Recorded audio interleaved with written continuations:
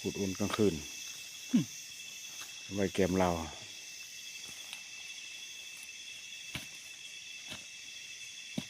มีแห้งน้ำเกลียวเราจะมีแห้งขุดแห้งบันดาลเจอไปเห็นพงมันเลย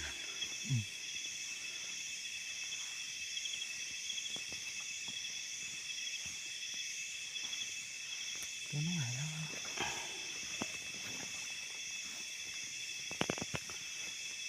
ถึงปักนี่เลย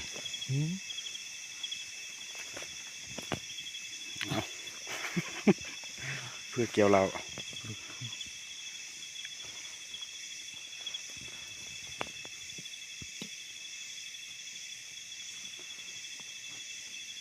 เป็นทางขอหลายๆหรือทางซ้ายหลายๆหรือ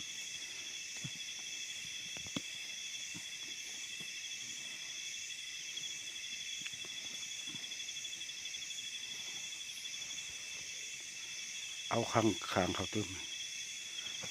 จับหางมันเลย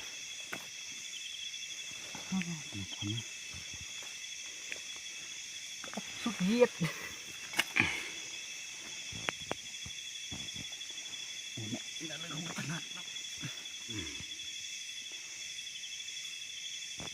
ไอ้บ่หางมัน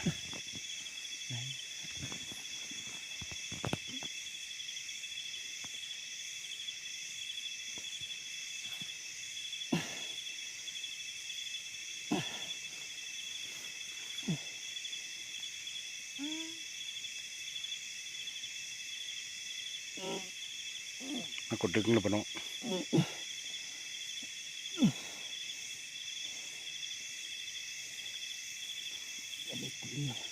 ได้ตีมาแล้ว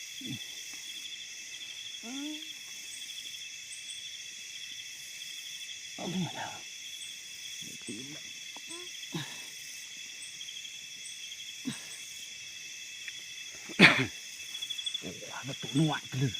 เยอะตัวเยอะเอาเลยมามัดเลย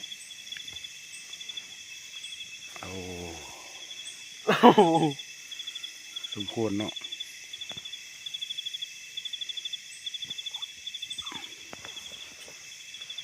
เอาเลยมามัดคอ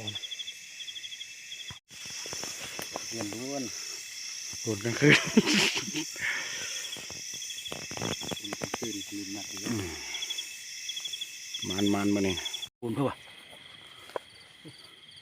อันงอนเลยมานี่นะเลือดแปลงละ